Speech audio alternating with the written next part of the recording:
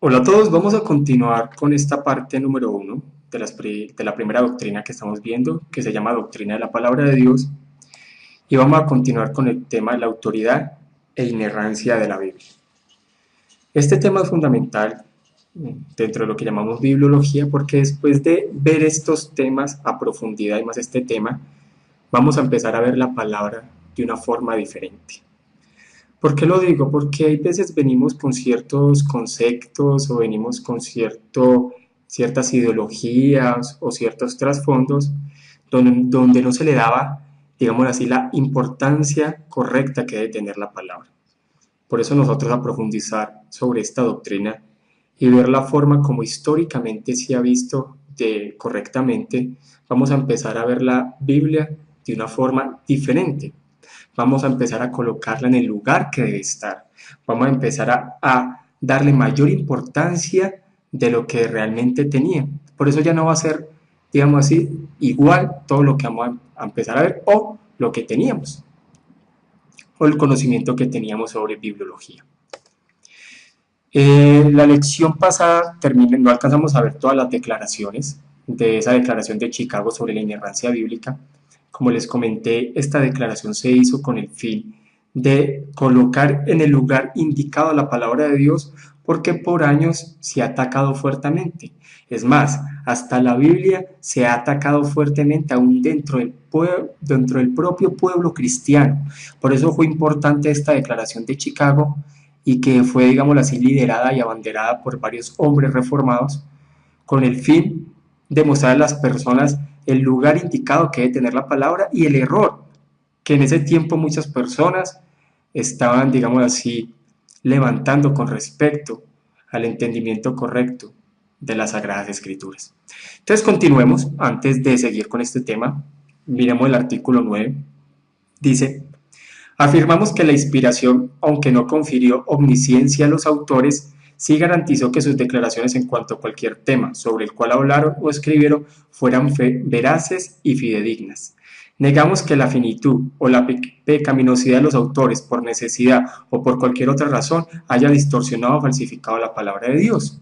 Esto lo vamos a profundizar ahorita un poco, y es porque cuando la inspiración llegó, estos hombres elegidos hicieron que sus enseñanzas fueran veraces, hicieron que sus enseñanzas fueran infalibles. No obstante, seguía siendo el mismo hombre con la misma lucha contra el pecado, pero por años muchas personas se han levantado y han dicho: bueno, si el hombre es débil, si el hombre ha tenido tanta problema con su pecado, ¿cómo es posible que esas palabras que ellos transmitían eran infalibles? Y eso siempre ha sido como controversia, pero debemos de entender es que Dios escogió hombres falibles con el fin de tener control de sus palabras, con el fin de tener control de lo que escribían, y lo que ellos transmitían era palabra de Dios infalible. Por eso, esa es la parte de la inspiración que tenemos que tener clara. La Biblia fue escrita por hombres y por hombres falibles, pero por el control del Espíritu Santo lo que ellos transmitieron era palabra de Dios verdadera y que no iba a cambiar con el tiempo y era sin error. El artículo 10 dice: afirmamos en términos estrictos que la inspiración tiene que ver con los autógrafos originales de las escrituras, o sea, hablando de los escritos originales, que en este tiempo no tenemos los escritos originales, sino que tenemos copias de los escritos originales, los cuales en la providencia de Dios podemos conocer con gran exactitud gracias a los manuscritos disponibles, que son bastantes en este tiempo. Afirmamos además que las copias y las traducciones de la escritura son la palabra de Dios en la medida en que son un fiel reflejo de los originales. Negamos que cualquier doctrina cristiana fundamental quede afectada por la ausencia de los autógrafos originales. Negamos además que la ausencia de los autógrafos originales invalide o le quite la importancia a la inerrancia bíblica, porque muchas personas han dicho que como no tenemos los autógrafos originales, entonces realmente la palabra que tenemos no es infalible. Y lo que deja en claro esta declaración es que la Biblia que nosotros tenemos en nuestras manos, a pesar de que las traducciones son de copias de los textos originales, es palabra de Dios. En muchas ocasiones pueden haber ciertas variantes hasta dentro de las traducciones, hasta de ciertos tipos de copias originales, pero eso no hace ni deja de lado de que la palabra sea infalible. Puede ser el error 1 o un 2%, pero todo lo que nosotros tenemos es verdad. Y es lo que Dios quiso transmitir. Y Dios quería que la humanidad tuviera su palabra. Dios quería que la humanidad entendiera esas palabras que fueron transmitidas por los hombres que Él eligió. Y Él mismo la protegió, Él mismo la guardó, Él mismo ha tenido control de todo. Quiere decir que negar que la Biblia que tenemos en nuestras manos no es 100% la palabra de Dios, sería ir en contra de ese cuidado que Dios ha tenido de la palabra. Claro, podemos decir que hay versiones que no son muy fieles a las traducciones, es más, hay versiones que son más interpretativas, que le agregan bastantes cosas y que no son fieles a la verdadera traducción, eso hay que dejarlo claro. Por eso lo que nosotros siempre debemos de tener presente es la necesidad de buscar Biblias fieles, o sea, fieles a la palabra de Dios, y que nosotros también podamos tener un conocimiento de griego bíblico, de hebreo bíblico, hasta de las Biblias, digámoslo así, interlineales, para mirar qué es verdad, qué no es verdad, qué es el agregado, qué es interpretativo, porque muchas de esas versiones actuales que tenemos en nuestro tiempo, hay veces le agregan bastantes cosas. Pero podemos estar seguros que lo que tenemos en nuestras manos es la palabra de Dios, y es inerrante. Artículo 11. Afirmamos que la escritura, al haber sido dado por revelación divina, es infalible, así que en vez de ser engañosa, es veraz y fidedigna en todo lo que afirma. Negamos que la Biblia pueda ser al mismo tiempo infalible y errante en sus afirmaciones. Se puede distinguir entre la infalibilidad y la inerrancia, pero no separarlas. Eso lo vimos en la lección pasada de ese triangulito que teníamos, que muchas personas que dicen que la Biblia es infalible, pero es errante. Y cuando yo creo eso, realmente no voy a entender ni voy a decir que la palabra es veraz, sino que voy a creer que la Biblia es infalible para temas de fe de Dios, pero que muchas cosas en la Biblia están equivocadas y tienen errores. Y eso me va a llevar a mí a creer que ciertas cosas están bien y que ciertas cosas están mal, y voy a vivir confundido. La Biblia no es de confusión. Lo que vemos es una enseñanza infalible y que tanto la parte entera como cada una de sus partes es inerrante, y Dios decidió eso con el fin de que nosotros podamos tener una confianza absoluta en sus palabras. Entonces tengamos cuidado, porque en muchas ocasiones personas quieren venir a atentar contra esa parte de la infalibilidad.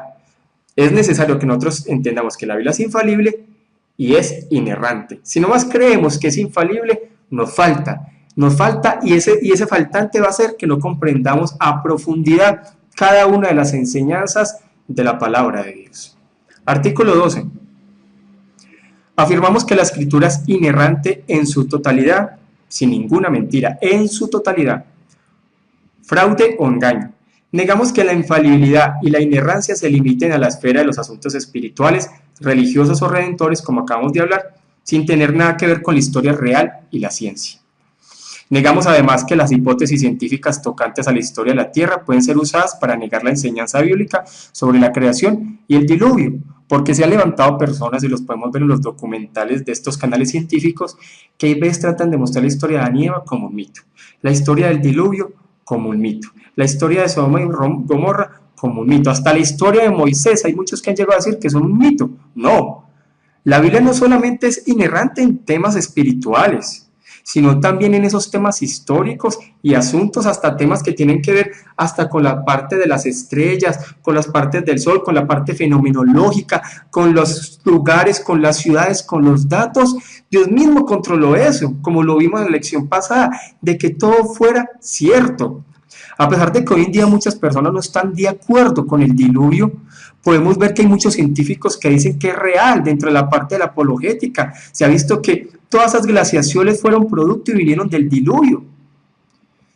De la parte de Adán y Eva, todos venimos de una sola sangre, se ha comprobado.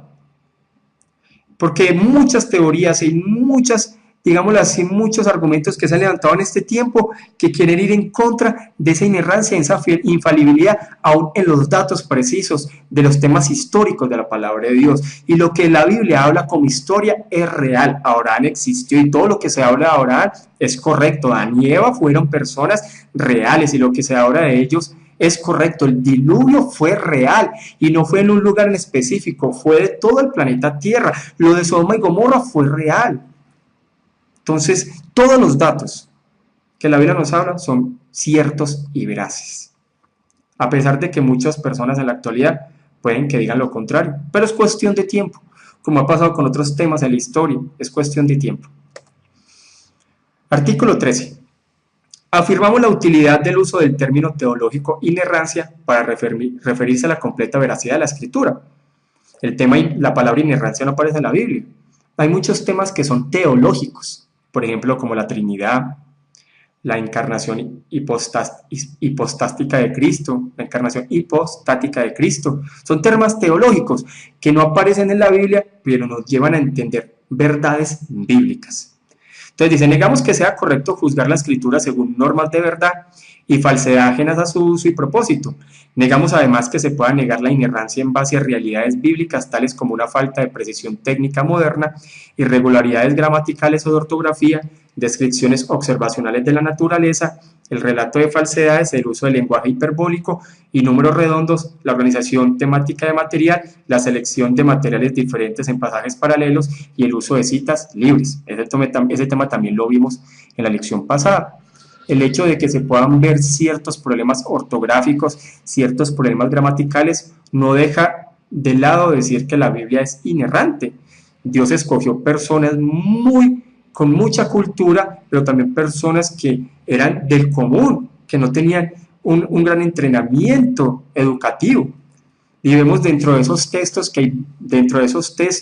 que aún vemos dentro de las copias con muchos problemas gramaticales, pero eso no quiere decir que deje de ser inerrante. También hay muchas citas libres, también hay muchos números redondos, pero también vemos muchos números precisos, que hacen lo que hacen esos números es como realizar unas aproximaciones.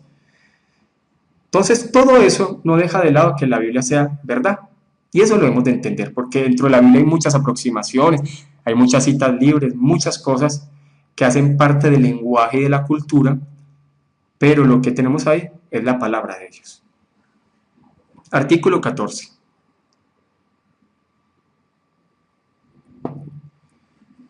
Afirmamos tanto la unidad como la coherencia interna de la escritura, negamos que los supuestos errores y las dificultades que no se han resuelto todavía anulen la veracidad de la Biblia. La Biblia tiene muchos temas que aún en este tiempo no se han llegado a consenso. Hay que tener cuidado con lo siguiente. En los temas principales es necesario tener un consenso, pero en los temas secundarios ahí es donde debemos de tener cuidado porque hay muchas peleas que se han realizado no por los temas principales doctrinales, sino por temas secundarios, como por ejemplo temas de organización eclesiástica, el liderazgo eclesiástico, sobre más que todo temas organizativos. Entonces, a pesar de que no se tenga un consenso, no quiere decir que la palabra no sea 100% verdad. Siempre se ha tenido dificultades y debates grandes en ciertos temas, pero más que todo los secundarios. Y nosotros nos tenemos que centrar es como la parte principal. En esa parte principal sí tenemos que tener, digámoslo así, una unidad, porque esas partes principales como temas de la salvación, como temas de la parte de la Trinidad, como temas en lo que tiene que ver con la encarnación, todos esos temas, o los temas de la justificación por medio de la fe, es necesario tener una unidad con eso, porque eso es parte principal de la palabra, pero ya con los temas secundarios, sí es necesario realizar debates y mirar, y son ciertas diferencias, aún dentro de las iglesias reformadas hay muchas diferencias, más que todo con los temas secundarios, y en eso lo que nos debemos es basar. No obstante, la Biblia sigue siendo veraz. Artículo 15. Afirmamos que la doctrina de la inerrancia se fundamenta en la enseñanza bíblica tocante a la inspiración, entender que Dios decidió revelar su palabra, revelarse a sí mismo, y él mismo inspiró hombres santos elegidos por él a lo largo de bastante tiempo, y él mismo controló que lo que se hablara y lo que se escribiera fuera sin error y fueran las palabras indicadas para transmitirse un mensaje. Negamos que se pueda desacreditar la enseñanza de Jesús sobre la Escritura apelando a la acomodación o a la naturaleza limitada de su humanidad. O sea, hablando acerca de que muchas cosas de pronto, porque Jesús vino acá, muchas de las palabras, digamos así, no eran ciertas, y es cierto. O sea, las palabras que Jesús dijo eran verdad, eran reales, eran 100% verdad, pero al hacer la diferencia de que, por ejemplo, las palabras de Jesús tienen más importancia que otros escritos, no. Todo lo que la Biblia nos muestra es importante, fue revelado por el Espíritu Santo. El mensaje que transmitió nuestro Señor Jesús es supremamente importante y fueron escritos por sus apóstoles. Sí, pero hay que entender que no podemos desacreditar esa enseñanza porque fueron escritas por hombres o porque solamente Jesús, al estar aquí en el planeta Tierra, como muchas personas quieren venir a objetar sobre eso, realmente la palabra no era 100% fidedigna y eso no es así. La palabra que Jesús también dijo es absolutamente verdad y no podemos venir a traer una desacreditación con eso. Porque a veces quieren venir que de pronto Jesús al hacerse hombre fue muy limitado y lo que la palabra que él dijo entonces no tiene la verdadera veracidad que palabras de los profetas anteriores, no. Es la palabra de Dios y lo que Jesús transmitió es real, es Dios mismo con la humanidad y el mensaje que vemos en los evangelios. Artículo 16. Afirmamos que la doctrina de la inerrancia ha sido una pieza clave en la fe de la Iglesia a lo largo de la historia. Negamos que la inerrancia sea una doctrina fabricada por el escolasticismo protestante o que se trate de una posición reaccionaria en respuesta a la postura negativa de la alta crítica. Lo vamos a ver ahorita, que a lo largo de la historia, hasta los primeros padres de la Iglesia, por allá en el siglo, más que todo con los primeros siglos, ¿cierto? Agustín de Hipona, todos esos padres que vemos en el primer siglo, todas esas personas entendían que la palabra era sin error, inerrante, eso no es algo nuevo. Ningún creyente, y ahorita vamos a ver algunas citas, ningún verdadero creyente a lo largo de la historia ha creído que la palabra tiene errores, o realmente en parte es verdad y en parte no. Todos han creído que la palabra es sin errores y que es verdad absoluta. Artículo 17. Afirmamos que el Espíritu Santo da testimonio de las Escrituras, asegurando a los creyentes de la veracidad de la palabra escrita de Dios. Negamos que el testimonio del Espíritu Santo opere separado de la Escritura o en contra de ella. Siempre el Espíritu Santo va a apuntar a la palabra que él mismo reveló. Siempre. Y va a tener ese testimonio en nuestro corazón, que lo que nosotros estamos leyendo es real. El Espíritu Santo no actúa aparte de las Escrituras, que también es una enseñanza mística que se tiene en la actualidad, donde las personas quieren vivir de experiencias sin tener entendimiento de la palabra de Dios. De hecho, una verdadera persona que vive por el Espíritu Santo es una persona que ama y desea profundizar en las Escrituras. En cambio, una persona que de verdad podemos decir que no es ni siquiera creyente, viven más que todo metido en esos temas de misticismo y no le va a dar importancia a la palabra de Dios. No nos dejemos engañar, que el Espíritu Santo siempre va a apuntar a la palabra de Dios y un verdadero creyente, una persona que está lleno de las Sagradas Escrituras. Artículo 18. Afirmamos que hay que interpretar el texto de la Escritura por medio de la exégesis gramático-histórica, tomando en cuenta sus formas y recursos literarios y que la escritura ha de interpretarse a sí misma. Negamos la legitimidad de cualquier intento de estudiar el texto o sus fuentes que nos lleva a relativizarlos, negar su historicidad, descartar su enseñanza o rechazar su declaración de autoridad. Muchas de las personas que están en este seminario de teología sistemática estuvieron en un curso que realicé acerca de principios de interpretación bíblica. Hoy se está atentando contra la interpretación bíblica, hay demasiadas alegorizaciones, demasiado misticismo, se le está agregando y se le está utilizando la Biblia como para cualquier idea. Eso se llama eisegesis, donde yo le coloco de mí mismo al texto, en lugar de hacer que el texto me hable a mí. Y para poder yo estudiar la Biblia debo tener también conocimiento cultural de su época y tener conocimiento gramatical, eso se le llama exégesis. Yo debo realizar con una correcta exégesis de la palabra de Dios, debo entender dentro de su contexto, debo entender la línea melódica que lleva todo el libro, debo entender qué significaba para esa época, no acomodarlo ni a mis preconceptos ni a la cultura, sino primero entender cuál era el mensaje real que se quería transmitir para esa época y después entender cuál es el mensaje para mí a través de la aplicación, pero primero entender cuál es el mensaje real y esos principios de interpretación. Por eso siempre se hace importante aún la parte gramatical, aprender hasta ese griego bíblico y ese hebreo bíblico, las Biblias interlineales, un diccionario bíblico, para poder entender lo que realmente significa esa palabra y lo que se quería transmitir para ese tiempo, entenderlo a claridad, y eso es un tema que lleva tiempo. No es leer la Biblia de un todo para entender por encima, y a veces estudiar los libros se lleva bastante tiempo. Yo les he dicho, no sé si en este curso o en el anterior, que nosotros, por ejemplo, con la congregación que dirijo, llevamos estudiando Romanos y lo vemos desde esa parte gramático-histórica y vamos apenas en la mitad del libro de Romanos y llevamos más de 6 meses. Es que estudiar un libro correctamente lleva su tiempo, pero es la palabra y es entender el mensaje que tiene para la congregación, y la congregación crece a través del estudio de la palabra. Por eso no podemos alegorizar, no podemos relativizar, sino esa parte de entender qué era para ese tiempo de la historia y qué significaban esas palabras para esa época. Y el último artículo, el 19,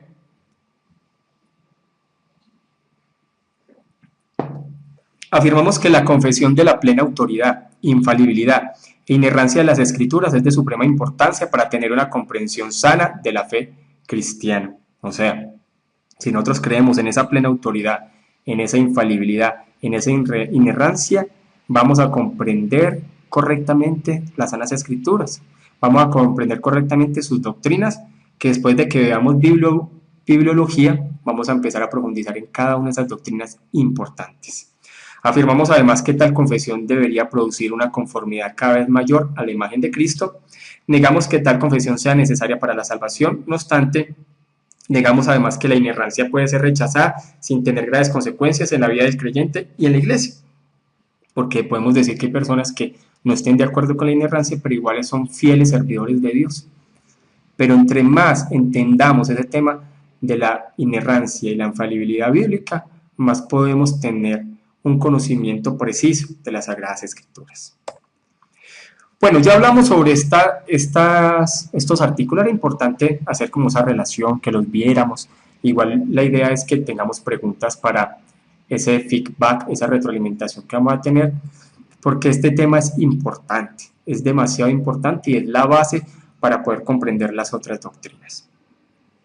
Vamos a ver unos temas importantes y vamos a hablar sobre el canon. El canon está cerrado, el canon no está abierto. Son esos 66 libros que Dios decidió inspirar y eligió a ciertas personas para que se escribiera el mensaje y el consejo que Él quería transmitir para nosotros. Ahí no está todo de Dios, es solamente todo lo que Dios quiso revelarnos. Entonces, ¿qué libros tienen derecho a un lugar en el canon o regla de fe y práctica? Los romanistas responden a la pregunta diciendo que todos aquellos que la Iglesia ha decidido que son divinos en su origen y ningunos otros deben ser recibidos como tales. Pero los protestantes replican diciendo que por lo que al Nuevo Testamento respecta, solo aquellos libros que Cristo y sus apóstoles reconocieron como la palabra escrita de Dios tienen derecho a ser considerados canónicos. Ese siempre ha sido como uno de los postulados de los reformadores, porque la Iglesia cree que ella es madre de todo y cree que ella es misma la que tiene autoridad. La Iglesia, hablando de la Iglesia católica, cree que ella es misma la que tiene autoridad para decidir qué libros son, qué libros no, qué enseñanzas también, qué esas personas santas son o no, y eso es lo que ha creado un montón de tradiciones y un montón de herejías dentro de esa Iglesia católico-romana. Pero los reformadores decían, es que no es lo que la Iglesia crea, es lo que la propia Biblia nos dice. ¿Qué libros son de verdad? Los libros inspirados son aquellos que tanto Cristo y sus apóstoles reconocieron como palabra de Dios, deben ser considerados canónicos. Hablando también tanto del Antiguo Testamento, y ahorita veremos unas bases para el Nuevo Testamento. Primero, muchos de los libros del Antiguo Testamento son citados como la palabra de Dios, como dados por el Espíritu, o se dice que el Espíritu pronunció lo que ellos se registran. Aparte de la palabra, no podemos tener otra fuente que nos hable de la veracidad de la Escritura. De hecho, la Biblia es la que se interpreta a sí misma, y muchos escritores lo que hacen es tomar lo que la Biblia dice para tratar de interpretarla y comprenderla en la parte aplicativa para nuestra época y en la parte doctrinal. Pero la Biblia se interpreta a sí misma, y la propia Biblia dice de sí misma que es inspirada por Dios, que es veraz, que es inerrante, y que fue dada con el fin de que fuera suficiente para los creyentes. Entonces, la propia Biblia dice que fue dada por el Espíritu Santo. Segundo, Cristo y sus apóstoles se refieren a los escritos sagrados de los judíos, el volumen que ellos consideraban como divino. También lo hablamos en la lección anterior.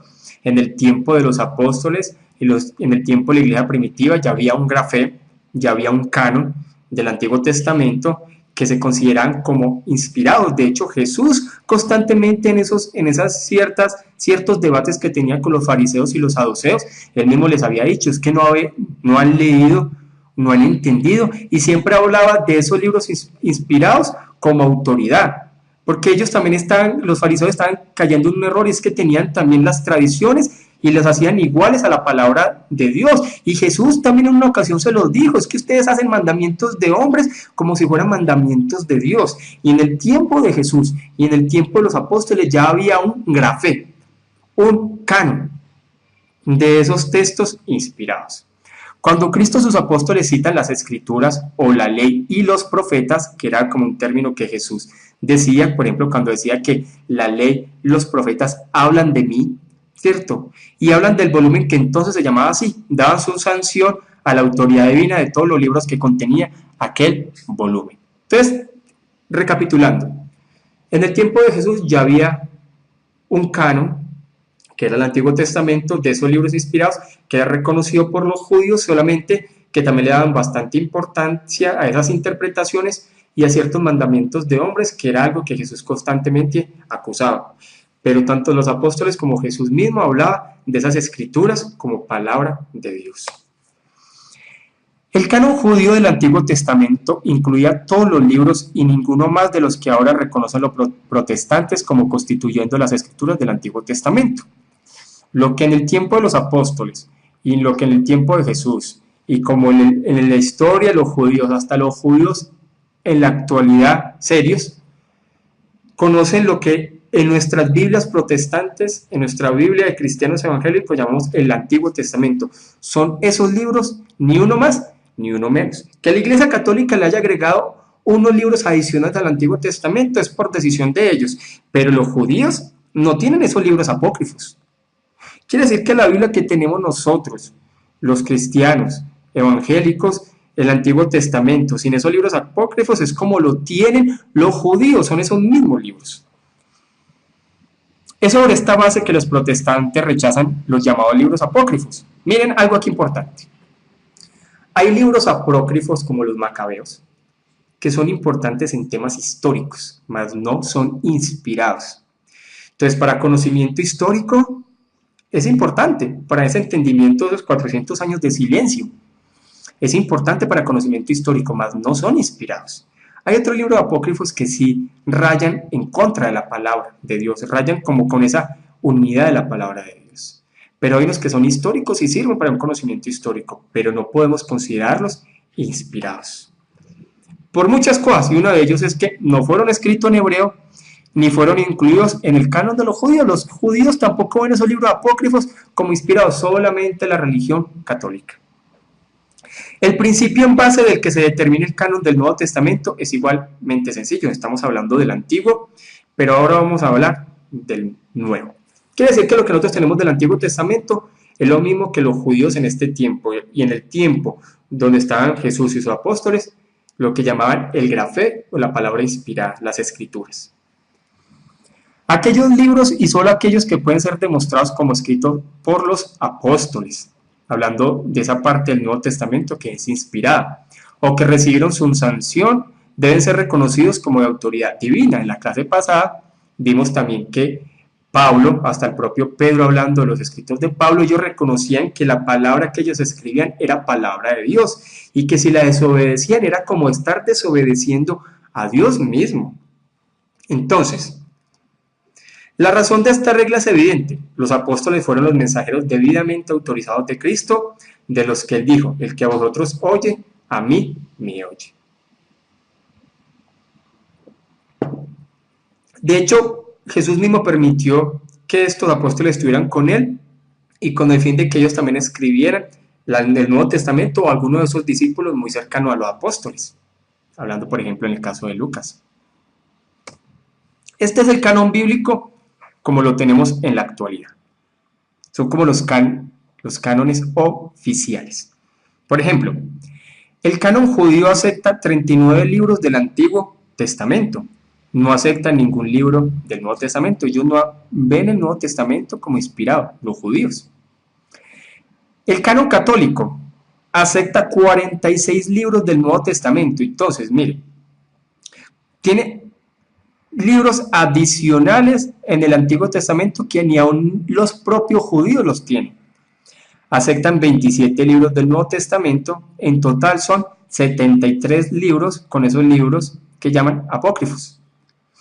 El canon protestante, que es la Biblia que nosotros tenemos, que es la Biblia de los cristianos evangélicos, acepta 39 libros del Antiguo Testamento, que son los mismos 39 libros que aceptan los judíos en el Antiguo Testamento, más los 27 del Nuevo Testamento, que fueron escritos por apóstoles o los discípulos más cercanos. Y en total son 66 libros inspirados, que es el canon, y ya no hay más revelación adicional. Ya no hay más revelación inspirada. Si alguien se considera que tiene una revelación adicional de Dios, tendría que agregarse el Apocalipsis, escribirla y agregarse el Apocalipsis. Es que ese es el error de ahora. Y eso lo vamos a ver también ahorita. Nos debe bastar los 66 libros. Ya no hay más revelación adicional. Ya el canon está cerrado.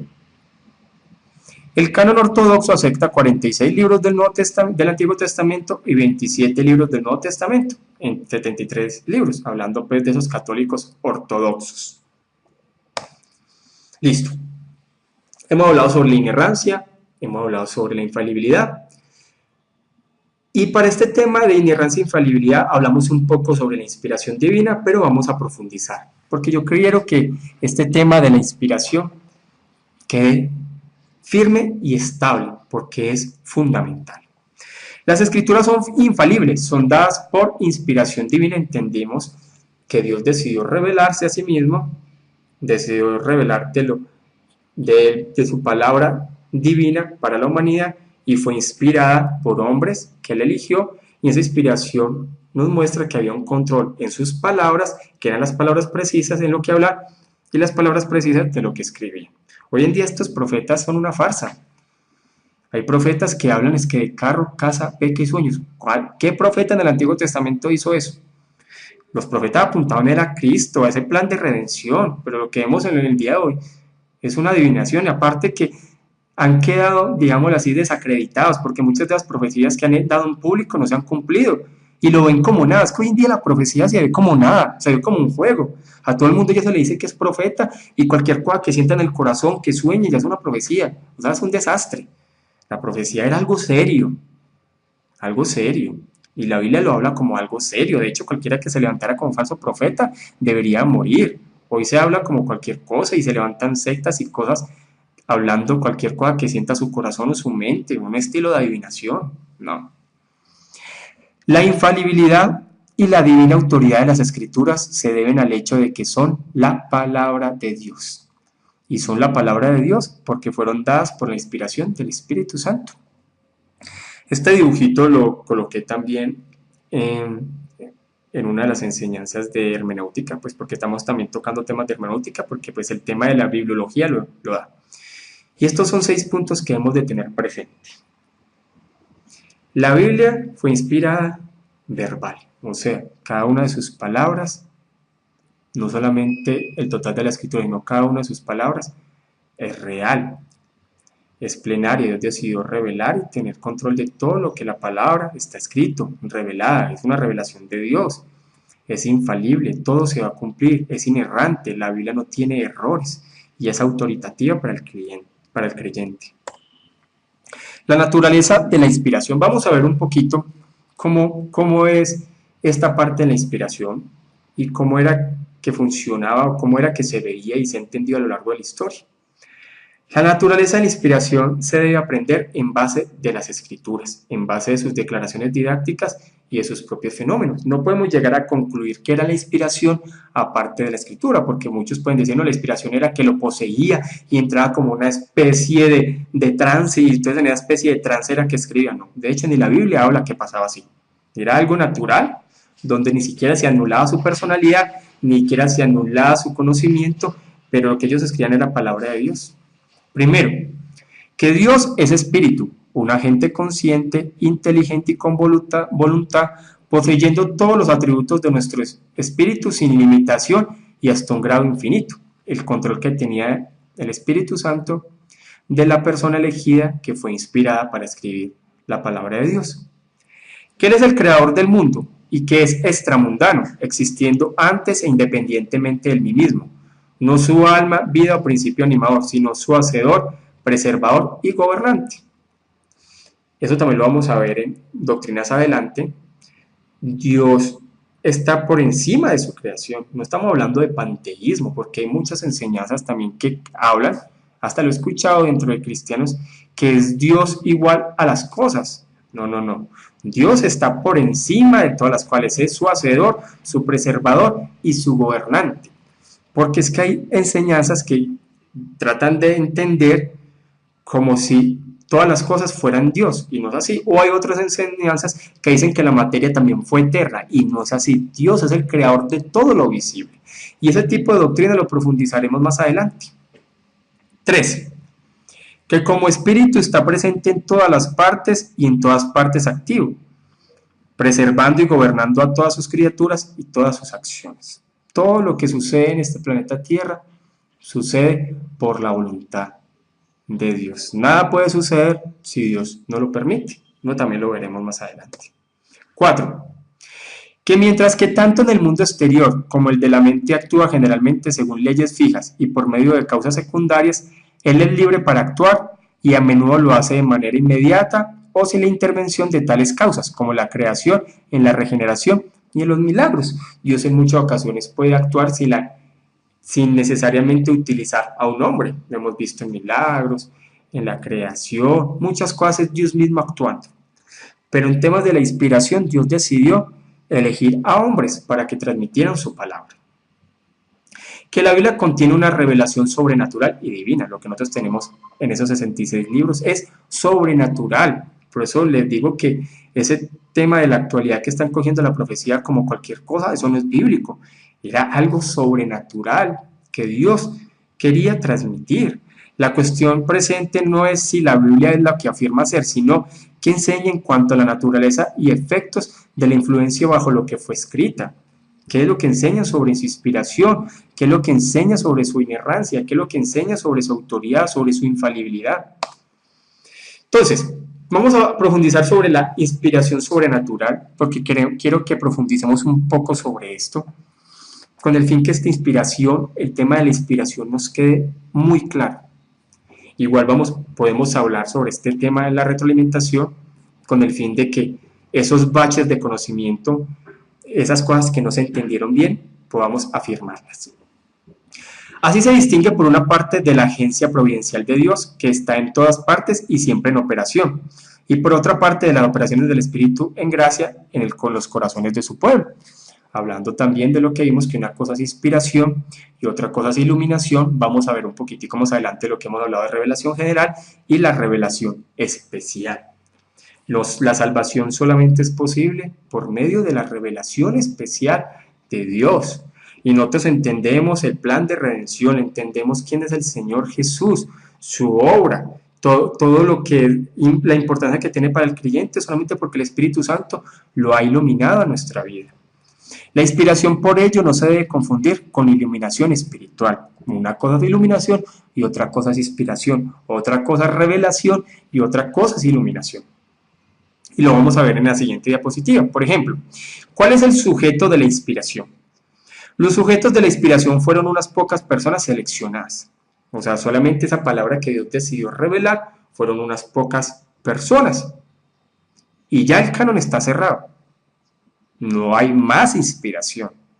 Ni que se levanten predicadores diciendo que esta mañana Dios le dijo y que esta mañana vio al Señor Jesús, que se levantan con un montón de cosas antibíblicas, que lo que hacen es confundir. Y los sujetos de la iluminación espiritual son todos los verdaderos creyentes. Todos nosotros somos iluminados. Al momento de leer la palabra, al momento de hacer este estudio, es el Espíritu Santo iluminando nuestro entendimiento para poder comprender la palabra de Dios, para poder comprender sus doctrinas. Pero solamente la inspiración fue con unas pocas personas.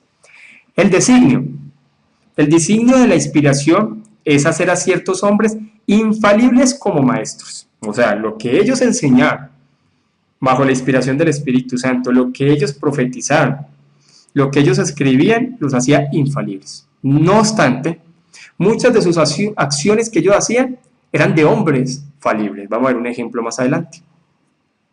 El designio de la segunda es hacer a los hombres santos, porque lo que vemos en las Escrituras nos ayuda para nuestro crecimiento espiritual y nos ayuda para que cada vez nos vamos pareciendo a Cristo y para que vamos agradando a Dios, porque hemos sido llamados para agradar a Dios. Muchos de estos hombres inspirados, no muchos, no, todos los hombres que fueron inspirados por Dios para escribir su palabra en esos 66 libros, fueron hombres infalibles en sus enseñanzas. No obstante, no quiere decir que sus acciones también eran infalibles, porque vemos que aún la propia Escritura hace que veamos los errores de estos hombres, de cómo Moisés tuvo bastantes errores, de cómo Pablo él mismo se llamaba que era pecador.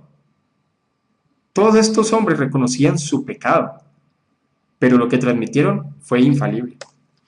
Ahora, veamos una distinción entre revelación e inspiración. No estamos hablando sobre iluminación, no, sobre lo que es revelación, lo que fue revelado por Dios, lo que fue mostrado, lo que Dios quiso mostrarle a estos hombres, y lo que es la inspiración, como ellos lo hablaron y como ellos lo escribieron. Entonces, el objeto de la revelación es comunicar conocimiento que no está en este planeta Tierra, conocimiento que viene de Dios mismo. Y el objeto o designio de la inspiración es asegurar la infalibilidad en la enseñanza, asegurar que sean las palabras precisas y asegurar que lo que se transmita sea lo correcto. La inspiración, por ello, no se debe confundir con iluminación espiritual, que ya lo hemos hablado bastante. Ahora, el efecto de la revelación era hacer más sabio a quien lo recibía, porque estaba recibiendo una revelación divina que no era común dentro de los humanos, y lo que hacía era hacerlo más sabio, porque tenía un conocimiento superior de lo que tenían los otros hombres. Pero el efecto de la inspiración era preservarle de error en la enseñanza, o sea, lo que ellos iban a transmitir era lo correcto. Frecuentemente que una misma persona poseyera estos dones simultáneamente, porque vamos a ver más adelante que hay muchas personas que no fueron inspiradas, no recibieron esa revelación inspirada, no obstante no recibieron esa revelación, pero lo que transmitieron sí fue inspirado y fue infalible, como fue en el caso de Lucas, cuando él recopiló todos estos temas históricos y fue inspirado para que lo que él escribió fuera veraz. Pero muchas de esas personas sí tuvieron tanto la revelación como la inspiración. Esto es, el Espíritu impartía frecuentemente conocimiento y controlaba la comunicación del mismo oralmente o por escrito a otros.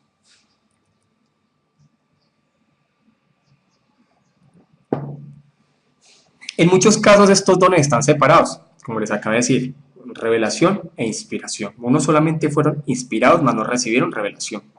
Muchos de los escritores sagrados, aunque inspirados, no recibieron revelación. Ejemplo, el evangelista Lucas, como les venía diciendo, no relaciona su conocimiento de los acontecimientos que narra con ninguna revelación, sino que dice que la vería de aquellos lo que desde el principio fueron testigos oculares y servidores de la palabra. O sea, él hizo un registro de todo lo que le habían contado, de todo lo que le habían dicho, pero el momento de hacer esa recopilación en el libro de Hechos del Evangelio fue inspirado y fue fidedigno, fue controlado por el Espíritu Santo.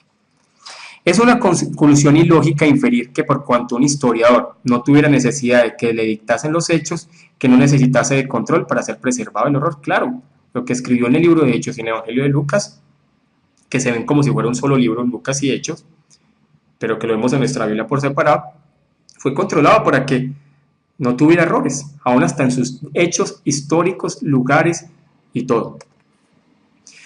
Vamos a profundizar un poquitico sobre el oficio de profeta, para que empecemos a analizarlo con la actualidad, porque esto sí que nos debe quedar claro, porque lo que vemos hoy en día, eso que tienen revelaciones extrabíblicas, eso no son profetas bíblicos.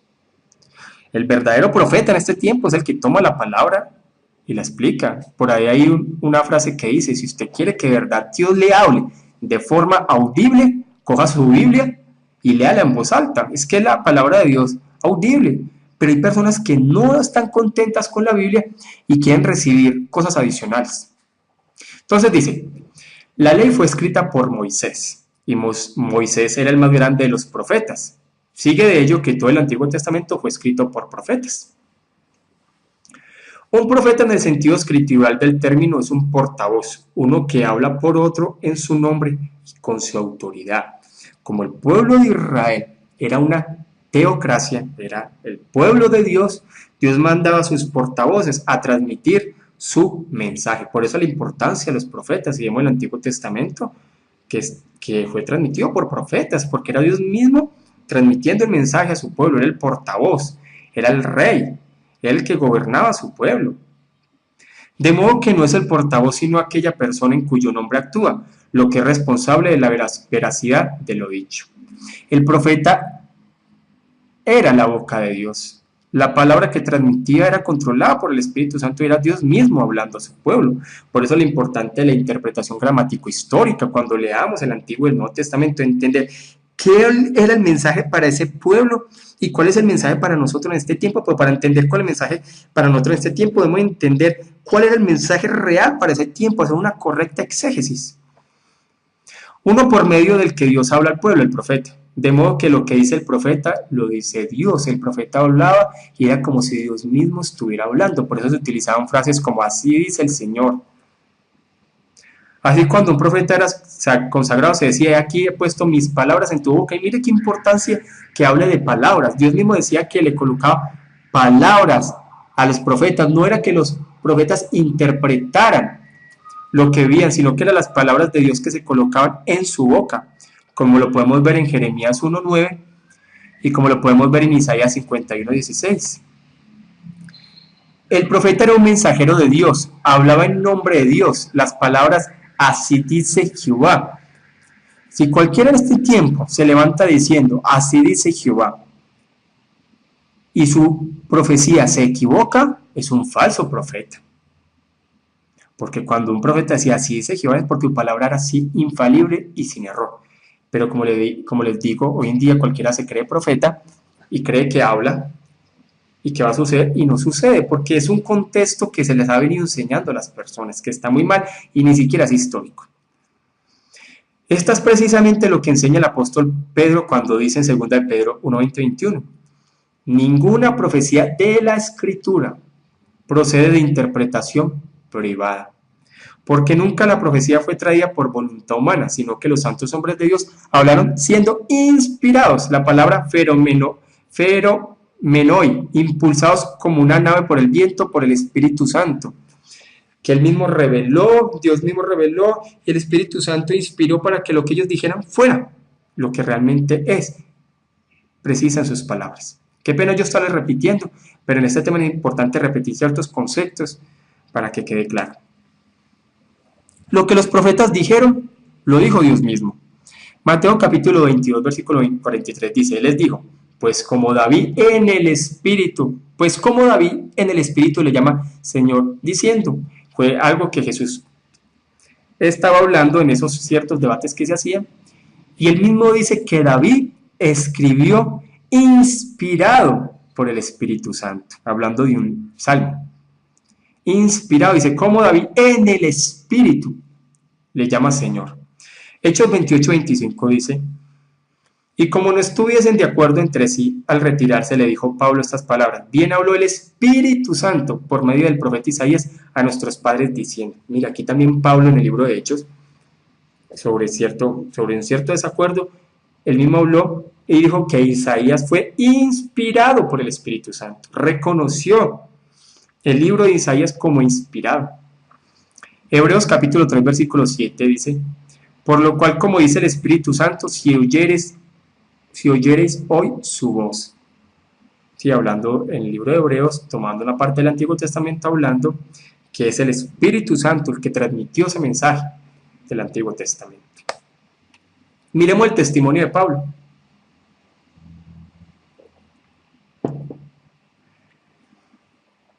Dice, Los corintios objetaban a la predicación de Pablo que él no intentaba dar ninguna prueba racional o filosófica de las doctrinas que proponía, porque vemos que en el tiempo de los apóstoles estaban más que todo como influenciados por una cultura helénica, y es donde la filosofía estaba creciendo grandemente y donde se le daba bastante fácil al racionalismo, que debe tener evidencias, que debe ser razonable, que debe entenderse, debe tener unos hechos, y era muy común digamos así, las discusiones racionales, las discusiones que tuvieran algo, o sea, razonable, filosóficas. Pero cuando Pablo les hablaba, ellos no, digamos así, Pablo no le explicaba como en base a ese razonamiento, sino que Pablo les decía que lo que él recibía era la revelación divina de Dios, y no necesitaba de ese razonamiento, de lo cual ellos están acostumbrados. Dice, y se burlaban de su lenguaje y manera de discurrir que no se ajustaba a las normas de la retórica. Él responde a estas objeciones diciendo, primero, que las doctrinas que él enseñaba no eran las verdades de la razón, como hoy en día hay muchas personas también que quieren todo razonar, y hay muchas cosas de la Biblia que no van a ser entendidas por la razón. Muchas cosas que, por más que se intenten, no van a ser entendidas por la razón. Sí hay muchas cosas. Por eso hay muchas cosas, y eso se ve más que todo en la teología filosófica, porque también podemos filosofar, ¿sí? Que sí hay muchas cosas que podemos concluir por medios de métodos de razonamiento, pero hay muchas cosas que no. No se derivan de la sabiduría de los hombres, sino que eran asuntos de revelación divina, que enseñaba sencillamente lo que Dios había declarado cierto, y en segundo lugar, que en cuanto a la manera de presentar estas verdades, él era meramente un instrumento del Espíritu de Dios, que lo que transmitía era verdades absolutas de Dios. Primera de Corintios capítulo 2, versículos 7 al 9 dice, mas hablamos sabiduría de Dios en misterio, la sabiduría oculta, la cual Dios predestinó antes de los siglos para nuestra gloria, la que ninguno de los príncipes de este siglo conoció, porque si lo hubiera conocido, nunca habrían crucificado al Señor de gloria. Antes bien, como está escrito, cosas que ojo no vio, ni oído oyó, ni han subido en corazón de hombre, son las que Dios ha preparado para los que le aman. Lo que Pablo estaba recibiendo era directamente del Espíritu Santo, y no se podía llegar a la conclusión por medio de la razón. Ese razonamiento humano jamás va a entender la parte de la redención y jamás va a poder entender el Cristo bíblico y el plan de salvación por medio de Cristo. Esta declaración de infalibilidad de parte de los apóstoles también por el testimonio interior del Espíritu del que habla San Juan. Ellos hablaban que lo que recibían eran palabras infalibles de Dios. Primera de Juan capítulo 2 versículo 20 dice, pero vosotros tenéis la unción del Santo y conocéis todas las cosas. Hablando de esa palabra que estaba transmitiendo, ese Nuevo Testamento que estaba en formación en tiempo de la iglesia primitiva. Fue confirmada, esa revelación fue confirmada con señales milagrosas, que se le llamaban señales de apóstoles. Tan pronto como los apóstoles recibieron poder de lo alto, hablaron en otras lenguas, sanaron a los enfermos, restauraron a los lisiados y a los ciegos. Y aquí hay que entender algo. Apóstoles, nomás fueron los apóstoles que estuvieron con Cristo y con Pablo. El último murió fue Juan. Y el último apóstol, pues digamos así, en ser llamado apóstol fue Pablo, que mismo se dice que era como un abortivo. Pero después de morir Juan, el último de los apóstoles, nunca se han levantado apóstoles. Ni nunca de los padres de la iglesia primitiva se llamaron apóstoles. Ni de los grandes maestros de la historia se han llamado apóstoles. Lo que pasa es que hoy vivimos una tergiversación bíblica muy grande y hay una apostolitis. Y las personas se llaman apóstoles. Hoy ya no hay apóstoles. Los apóstoles eran los encargados de colocar el fundamento de la iglesia, para que la iglesia se fundamentara sobre sus enseñanzas. No hay más. Vemos las cartas pastorales, Timoteo y Tito. No dicen que tienen que ordenar apóstoles, sino obispos. Entonces tengamos cuidado con esas enseñanzas porque no son bíblicas. Y los apóstoles lo que hacían eran señales milagrosas para validar ese mensaje que se estaba transmitiendo. Segunda de Corintios capítulo 12, versículo 12 dice, con todo, las señales de apóstol, mire esto, señales de apóstol han sido hechas entre vosotros en toda paciencia por señales, prodigios y milagros. Ese mensaje apostólico, esas escrituras, esa revelación inspirada de los apóstoles y de ciertos discípulos cercanos fueron, digámosle así, apoyadas por milagros y señales apostólicos. Su obra de milagros es el testimonio de Dios, de la validez de sus declaraciones. Y este es el testimonio que Dios dio de la infalibilidad de los apóstoles, que lo que ellos transmitían venía de Dios mismo.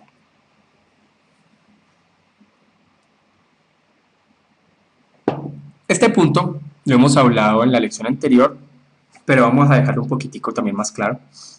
La inspiración se extiende igualmente a todas las partes de las escrituras. No podemos decir que solamente es revelado en lo general, sino las partes también son inspiradas. Todos los libros de la escritura están igualmente inspirados. No es que el Nuevo Testamento sea más que el Antiguo, o que el Antiguo Testamento sea más que el Nuevo, o que los escritos de Jesús sean más importantes que los profetas, o que la ley sea más importante que los profetas, como pensaban los ciertos judíos. No. Es todo el consejo de Dios. Y todo debe ser predicado y todo debe ser leído. Todos por un igual infalible en lo que enseñan. Y segundo, que la inspiración se extiende a todo el contenido de estos varios libros. No se limita ni a las verdades morales y religiosas, sino como vimos en las declaraciones, sino que se extiende a las declaraciones factuales, a los hechos históricos, a los acontecimientos fenomenológicos, todo, sean de carácter científico, histórico o geográfico. No se limita a aquellas cuestiones cuya importancia es evidente o que se refiere a cuestiones doctrinales, se extiende a todo lo que cualquier escritor sagrado declara verdadero. Juan 10:35 dice: si llamó dioses a aquellos a quienes vino la palabra de Dios, y la escritura no puede ser quebrantada, la escritura no puede ser destruida, es palabra de Dios. Dios escogió a unos hombres, ya no está escogiendo a más hombres para revelaciones inspiradas. Dios escogió, eso es el pasado, el canon se cerró, para que escribieran historia, a otros para que compusieran salmos, a otros para que develaran el futuro, a otros para que enseñaran doctrina. Todos fueron igualmente sus instrumentos y cada uno fue infalible en su propia esfera. El Espíritu de Dios impregna toda la escritura y no más en una parte que en otra. Todo, de Génesis a Apocalipsis, es la revelación de Dios, ninguna más importante que otra. Puede que haya tanta diferencia entre el Evangelio de San Juan y el libro de las Crónicas como entre el cerebro de un hombre y su cabello. Sin embargo, la vida del cuerpo está tan verdaderamente en el cabello como en el cerebro. Dios decidió revelar progresivamente su palabra y toda su palabra es igualmente importante. Hoy hay una práctica donde ciertas personas se dedican a predicar ciertos puntos de la palabra y así se la pasan toda la vida, ¿no? Es todo el mensaje de Dios que es importante para los creyentes. Y la inspiración de las escrituras se extiende a las palabras, que lo hemos martillado bastante y lo vamos a martillar por última vez para que nos quede firme esa enseñanza. Esto una vez más está incluido en la infalibilidad que nuestro Señor adscribe a las escrituras. Un mero informe o registro humano de una revelación divina tendría que ser necesariamente no solo falible, sino más o menos erróneo. O sea, no es que el profeta vio una visión, lo vieron, fue la revelación de Dios, y entonces él escribió y describió lo que veía, no. Lo que él describió y lo que él escribió fue controlado por el Espíritu Santo. Si fuera solamente un informe o algo escrito por él, sería falible y con errores. Los pensamientos están en las palabras. Las dos cosas son inseparables. Si las palabras sacerdote, sacrificio, rescate, expiación, propiciación, purificación mediante la sangre y semejantes no tienen autoridad divina, entonces la doctrina que ellos conllevan no tiene tal autoridad, porque hay palabras muy precisas en la Biblia. Por ejemplo, justificación, expiación, sacerdote, sumo sacerdote, que hacen parte de la doctrina bíblica que nosotros creemos. Cristo y sus apóstoles arguyen en base de las mismas palabras de la Escritura. Nuestro Señor dice que David por el Espíritu llamó Señor al Mesías. Esto es que David empleó esta palabra y fue en el uso de una palabra determinada que dijo Cristo, o sea, le dio importancia, Jesús mismo le dio importancia a esa palabra. Está hablando de una palabra en específica que David escribió en un salmo. Juan 10:35 dice: si llamó dioses a aquellos a quienes vino la palabra de Dios y la escritura no puede ser quebrantada. Así que el mismo uso de esta palabra, según la perspectiva que tenía Cristo de la escritura, fue determinado por el Espíritu de Dios. Pablo también en un caso que hemos comentado con anterioridad, de la palabra simiente, en Gálatas 3:16, pone el énfasis en el hecho de la promesa dada a Abraham, se emplea la palabra en singular y no en plural, no habla de simientes, sino de simiente, refiriéndose a Cristo. Y Pablo hace una explicación de eso en Gálatas capítulo 3. Entonces, es importante tener este concepto muy claro. La misma manera en que la doctrina de la inspiración es enseñada en la Biblia, presupone que los instrumentos de Dios para comunicar su voluntad fueron controlados por Él en las palabras que empleaba. Eran las palabras necesarias, las palabras precisas. Por eso hay veces la importancia de uno de los predicadores, de uno como predicador, cada vez cuando uno se va volviendo más serio y más expositivo y más gramatical, uno va desde el griego, uno va desde el hebreo para hacer sus sermones. Y me gusta mucho cuando realizo exposiciones para la congregación, ir desde el griego y entender el griego, porque hay muchas traducciones que hacen una traducción diferente.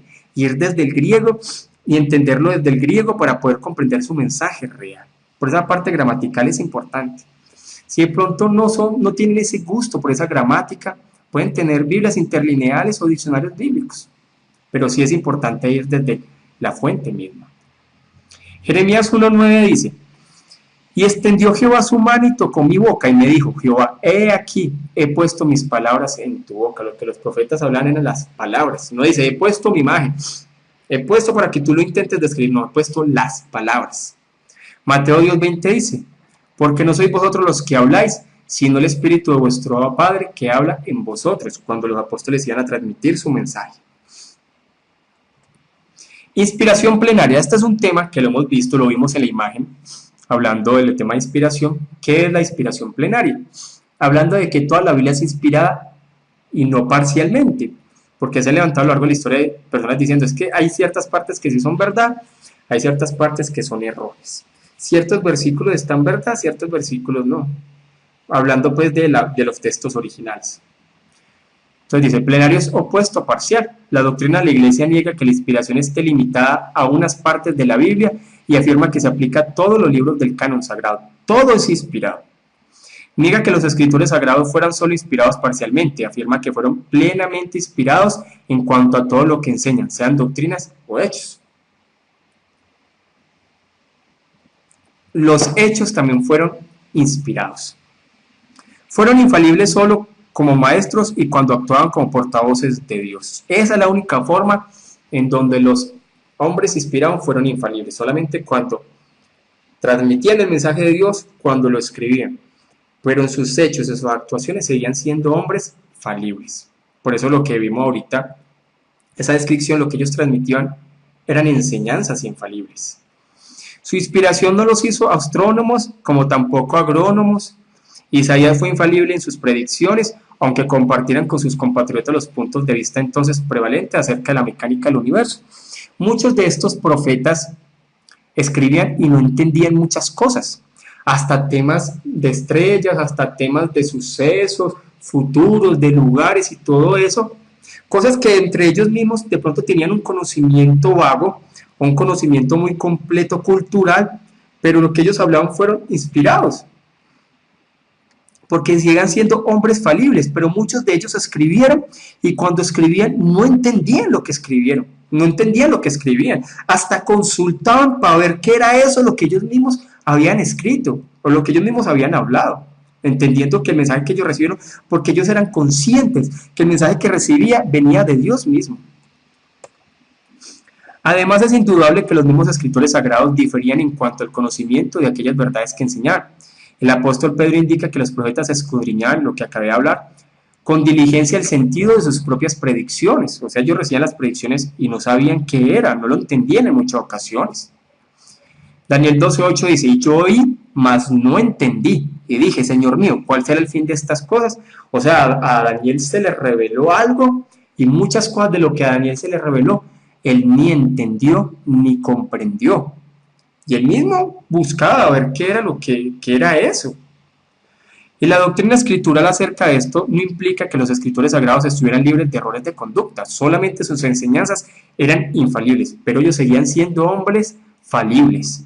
Pedro honró su conducta en Antioquía, pero esto no demuestra que errara en su enseñanza. Vemos que Pedro Con Pablo tuvieron una discusión sobre ciertos temas de personas que querían judaizarse o querían judaizar a los cristianos. Hasta Pedro estuvo de acuerdo con muchas cosas.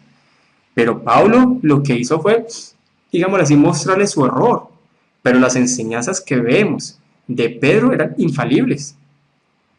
La influencia que lo impedía errar en su enseñanza no estaba designada para impedirle que errara su conducta, ya que el Espíritu Santo hacía que sus escritos y su enseñanza fueran infalibles. Consideraciones generales.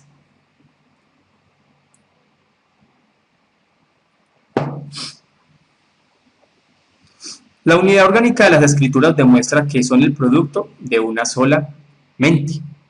O sea, son varios libros escritos por diferentes personas, elegidas por Dios, santas, inspiradas por Dios, hombres falibles, los cuales transmitieron el mensaje de Dios infalible. Pero el mensaje de Dios, vemos que tanto de Génesis y Apocalipsis, cuando uno estudia teología bíblica, es la enseñanza de Dios, ese plan de redención que se ve hermoso desde Génesis y Apocalipsis. Es una sola mente, es Dios mismo, es su plan. No solo están unidas de tal manera que no podamos creer una parte sin creer la otra, que no podemos creer el Nuevo Testamento sin creer el Antiguo Testamento. Es importante el Antiguo Testamento, como es importante el Nuevo. Si la Biblia es la obra de una mente, esta mente tiene que ser la mente de Dios. Solo Él conoce el fin desde el principio, solo Él podría saber lo que la Biblia revela. Nadie dice el apóstol conoce las cosas de Dios, sino el Espíritu de Dios. Es el Espíritu de Dios quien conocía las cosas y las inspiraba a los apóstoles. Solo Él podía revelar la naturaleza, los pensamientos y los propósitos de Dios, que lo que conocemos de Dios es porque Dios mismo decidió revelarse, no porque el hombre razonó o intentó encontrar el conocimiento. Dios mismo decidió revelarse. Él solo podía decir si el pecado podía ser perdonado. Nadie conoce al Hijo sino el Padre. La revelación de la persona y de la obra de Cristo es tan claramente la obra de Dios como lo son los cielos en su majestad y gloria. Vamos a ver algunas objeciones a la doctrina de la inspiración, que es común a todos los creyentes. Primero, debido a que la Biblia establece una acusada distinción entre aquellos a los que Dios escogió para que fueran sus mensajeros, sus profetas y sus portavoces, esta teoría ignora esta distinción, por lo que respecto al pueblo de Dios. O sea, hay una doctrina que dice que en la actualidad Dios todavía sigue inspirando. Y eso no es así. Ya la inspiración divina finalizó con el fin de que nos centráramos en los 66 libros. Dios realizó una distinción clara de esas personas que Él eligió. Se dejó claro que Apocalipsis sería el último libro. De hecho, Apocalipsis cierra con una doxología hablando, y no solamente para Apocalipsis, para toda la Biblia, de que no se debe agregar ni quitar más. De hecho, los judíos entienden de que ya no hay más revelación de lo que ellos ven del Antiguo Testamento desde Malaquías. Ni los judíos se atreven a decir que hay profetas, no, bueno, aunque salen por ahí otros profetas, pero profetas así inspirados ya no hay más. Y esta teoría ignora esa distinción de esas personas inspiradas. Hablando otra vez sobre esa objeción de que la inspiración es común para todos los creyentes, nosotros no somos inspirados, nosotros somos iluminados. Es inconsecuente con la autoridad firmada por estos especiales mensajeros de Dios. Escuchen esto, especiales mensajeros de Dios. Ellos hablaron en su nombre, Dios habló por medio de ellos. Ellos dijeron, así dice el Señor, en un sentido y de una manera en que no salió a hacerlo ningún creyente ordinario en la actualidad. Tengan mucho cuidado. Si alguien en este tiempo le dice, así dice el Señor, y no está leyendo la Biblia literalmente, sino metiendo cosas de su corazón y de su mente. Tenga cuidado, si en algún momento usted dice, yo recibí una revelación especial de Dios, y así dice el Señor, tenga mucho cuidado. La única forma que podríamos decir así dice el Señor es predicando su palabra y leyéndola como está en la Biblia. Él declaró que la escritura no puede ser quebrantada, que era infalible en todas sus enseñanzas. Los apóstoles declaran anatema a los que no reciban sus doctrinas, porque ellos sabían que la palabra era de Dios, y cualquiera que quisiera ir en contra de ellos sería anatema.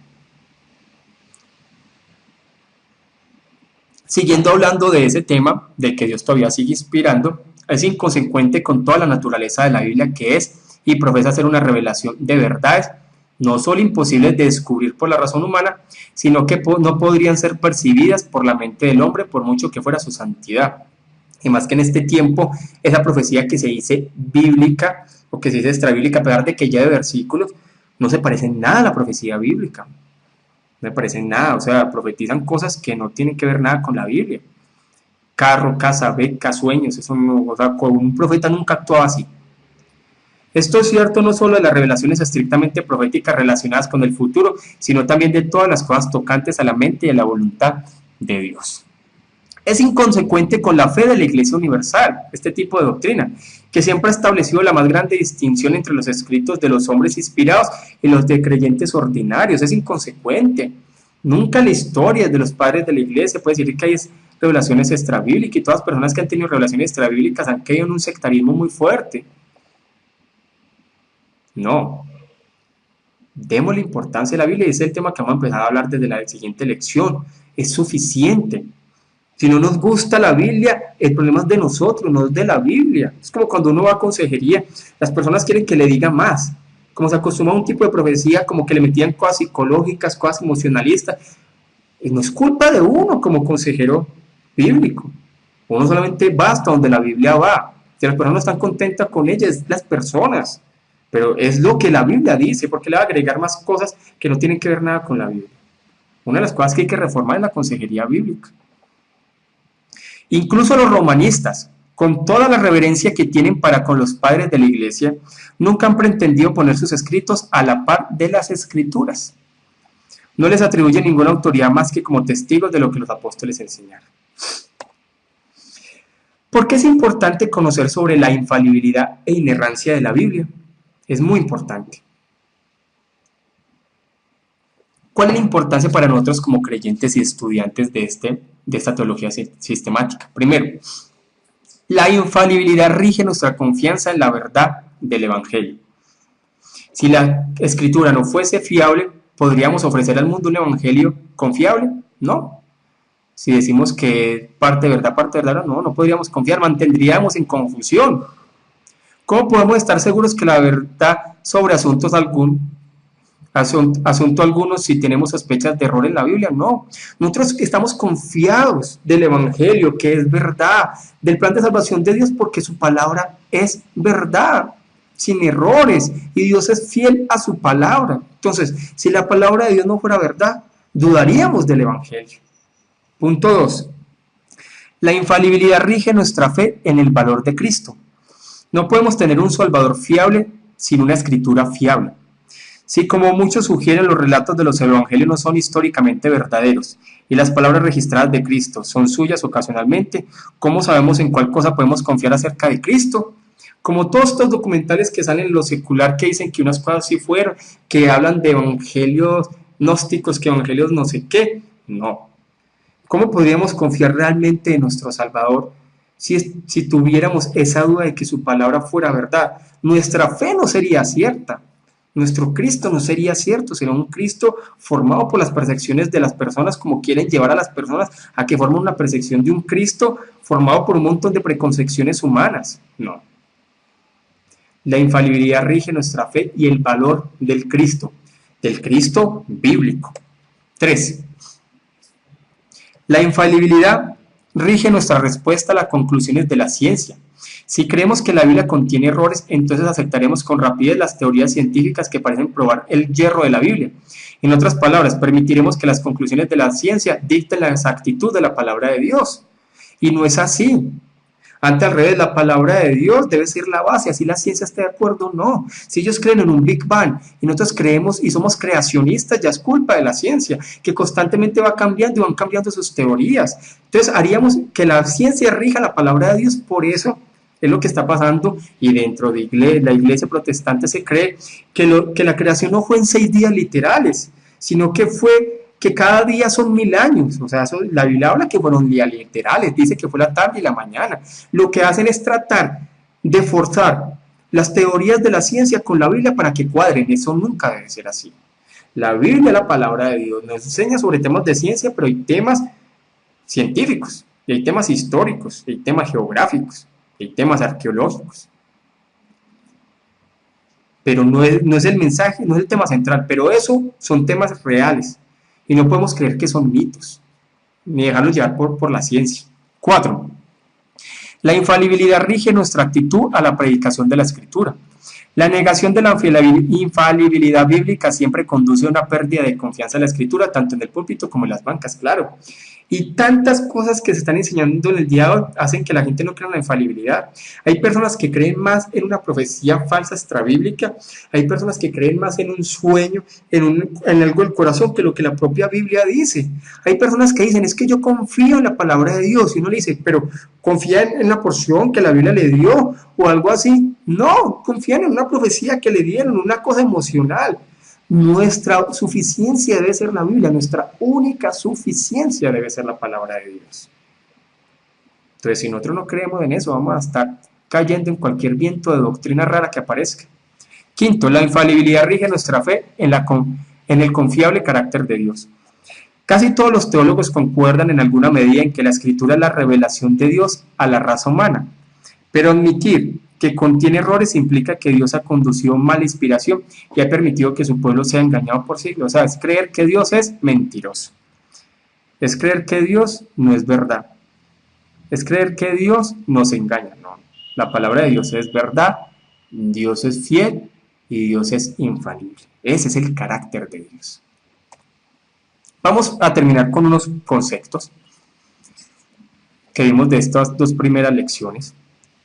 Y pues ya hemos hablado bastante sobre ellos, pero vamos a tratar de aclararlos y profundizaremos más en la retroalimentación, porque vamos a hacer una retroalimentación muy nutrida. La inerrancia. Yo creo que el tema de la inerrancia lo hemos visto de tantos puntos que yo creo que ya debe estar claro. No obstante, es una percepción mía, pero si no está claro me pueden preguntar. La inerrancia es que cada una de las palabras originales de la Escritura, cuando se interpreta correctamente, es absolutamente veraz. Por eso la necesidad de tener principios de interpretación bíblica correctos. Podemos decir entonces que la Biblia fue escrita por hombres en sus propias palabras, pero fueron guiados por el Espíritu Santo, de tal forma que las palabras que escribieron eran las palabras de Dios. Hombres infalibles escribiendo palabras infalibles. Como si Dios mismo las hubiera escrito con su dedo. El resultado es un texto 100% humano, 100% divino, y es un misterio también, porque Dios no anuló sus personalidades, Dios no anuló su cultura, porque al leer la Biblia se siente la cultura de cada una de las personas, la diferencia entre ellos, pero es la palabra de Dios. Si Dios afirma que Él mismo exhaló todo el texto, entonces debemos afirmar que cada palabra es tan inspirada como los mismos 10 mandamientos que fueron escritos directamente por Dios. Vemos que solamente fueron escritos directamente por Dios los 10 mandamientos, pero toda la palabra es como si Dios mismo, digamos, Él le hubiera escrito Él mismo. Esa es la palabra inerrancia y no vamos a profundizar más sobre ella porque hemos visto bastante y profundizado sobre ella. Ahora, infalibilidad. Infalibilidad e inerrancia, a pesar de que parecieran que son la misma cosa, hay una diferencia muy marcada entre lo que es inerrante y lo que es infalible. Lo vimos en el triángulo que estudiamos en la lección pasada. La infalibilidad de la Escritura se refiere a una incapacidad para errar. La Biblia no puede errar, lo que ella está se va a cumplir 100%.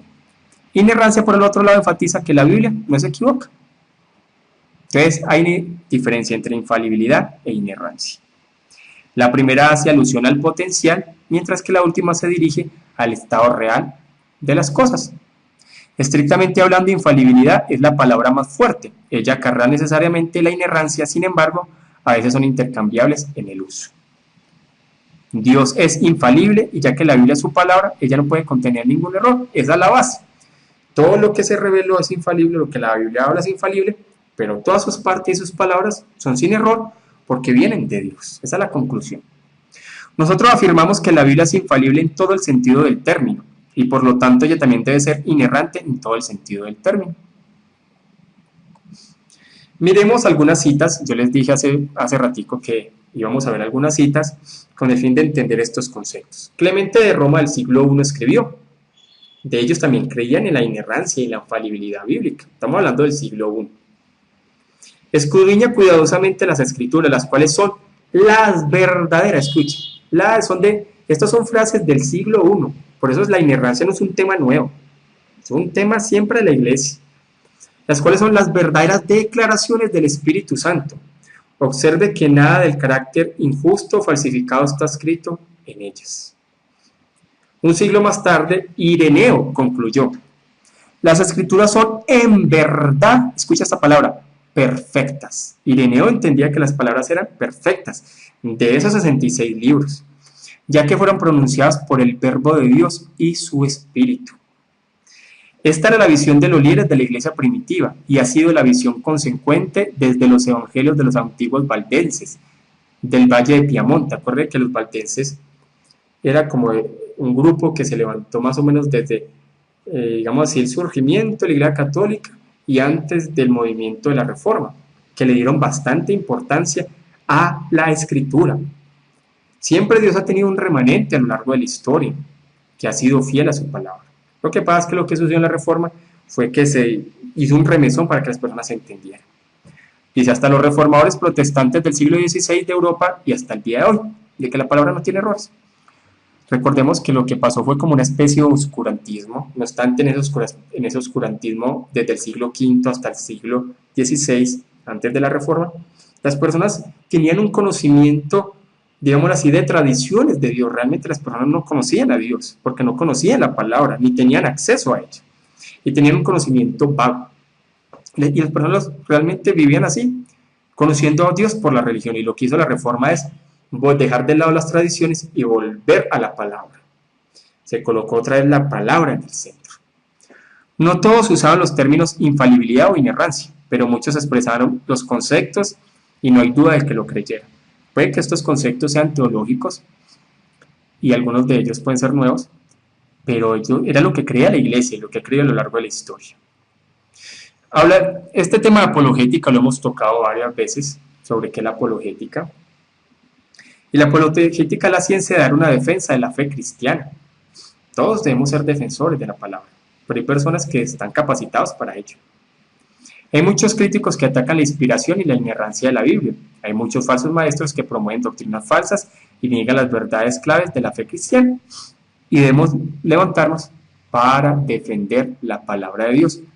Porque siempre va a haber personas que van a ir en contra de la palabra de Dios. Siempre va a haber personas que van a atacar la infalibilidad y van a atacar la inerrancia. Primera de Pedro 3:15, de donde saca parte apologética, dice: si no santificad a Dios el Señor en vuestros corazones y estad siempre preparados para presentar defensa con mansedumbre y reverencia ante todo lo que os demande razón de la esperanza que hay en vosotros. Siempre debemos de prepararnos. Lo que estamos haciendo acá, están haciendo aquí es prepararse para presentar defensa. Dice, hay dos aspectos primarios y métodos de la apologética cristiana. El primero, comúnmente conocido como la apologética clásica, involucra el compartir pruebas y evidencias que muestran que el mensaje cristiano es verdad. Mostrar aún pruebas fuera de la palabra, pruebas arqueológicas, pruebas de muchas cosas para mostrar que la palabra es verdad. Así lo hacen muchos apologistas,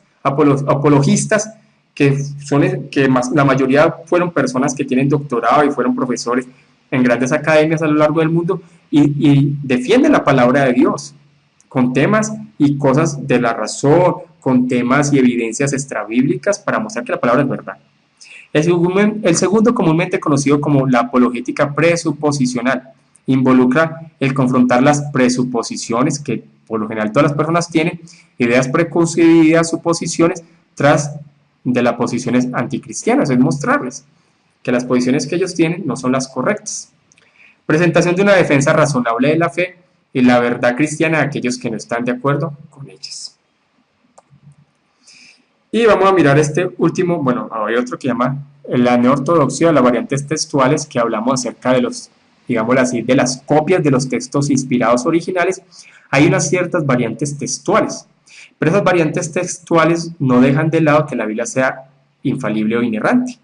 Dice, la gran cantidad de los manuscritos del Nuevo Testamento que tenemos hoy en día, hay algunas variaciones textuales. Por esas variaciones textuales no cambian en nada el contenido de los textos originales. Cuando hablamos de las variaciones textuales, estamos hablando de ciertos temas ortográficos, el orden de las palabras, las traducciones, son variantes textuales. Pero eso no deja de lado que la palabra siga siendo 100% divina, 100% verdad. También tocamos un tema de la neortodoxia con Karl Barth, que en un tiempo donde, pues, digamos, las personas también estaban entrando en un antiintelectualismo, las personas estaban dejándose de lado volver a la palabra, pues Karl Barth fue revolucionario con la neortodoxia, pero tuvo bastantes errores. Dice, es un movimiento religioso que comenzó después de la Primera Guerra Mundial como una reacción contra el fracaso de las ideas del protestantismo liberal, porque se empezaron a levantar muchas herejías. Se desarrolló principalmente por los teólogos suizos Karl Barth y Emil Brunner. Algunos la vieron como un avivamiento de la vieja teología reformada, aunque no fue así, pero difiere de la vieja ortodoxia en sus opiniones de la palabra de Dios y el pecado. ¿Por qué? ¿Cuál era el error de la neortodoxia? Lo vamos a ver a continuación. Ellos realmente no creían en esa inspiración plenaria de la palabra, ni en la inerrancia de la Biblia.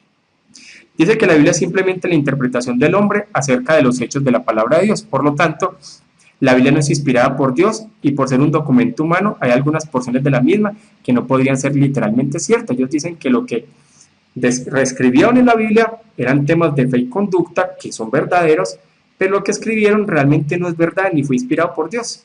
Ellos decían que la verdadera inspiración de Dios era el momento de yo entender esas verdades de fe, más que no eran inerrantes, y de la verdad de Dios revelada en mi vida, la que me llevaba a entender quién es Dios. Y eso es una mezcla más que todo que iba como tendiendo al misticismo.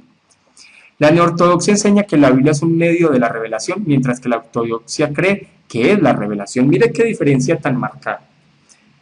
La neortodoxia cree que es un medio y que el medio puede tener errores, pero lo que hablamos y lo que creen los cristianos a lo largo de la historia es que la Biblia es la revelación, no el medio, es la revelación. Para un teólogo neortodoxo, la revelación depende de la experiencia o de la interpretación personal de cada individuo, mejor dicho. Puede coger lo que crea en la Biblia y puede interpretar como quiera. La Biblia solo llega a ser la palabra de Dios cuando Dios usa esas palabras para llevar a alguien a Cristo, o sea, un misticismo e interpretaciones arbitrarias. La verdad se convierte así en una experiencia mística y no está establecida definitivamente en la Biblia, sino las experiencias que las personas crean. Y hay personas que viven un cristianismo así. Hasta los líderes de la congregación le dicen a las personas, ven y vive tu experiencia. Eso es un error. Entonces, tengamos cuidado, porque la Biblia es la revelación de Dios y es ella la que nos muestra la verdad divina. Bueno, esto es un tema que tratamos de tocarlo desde varios puntos. Ya vamos a pasar a otro tema con la lección número 3, pero espero haya sido de un enriquecimiento para su vida y que lo ayuda a fundamentarse en la fe cristiana. Dios los bendiga. Si tienen cualquier duda me pueden preguntar. Bendiciones.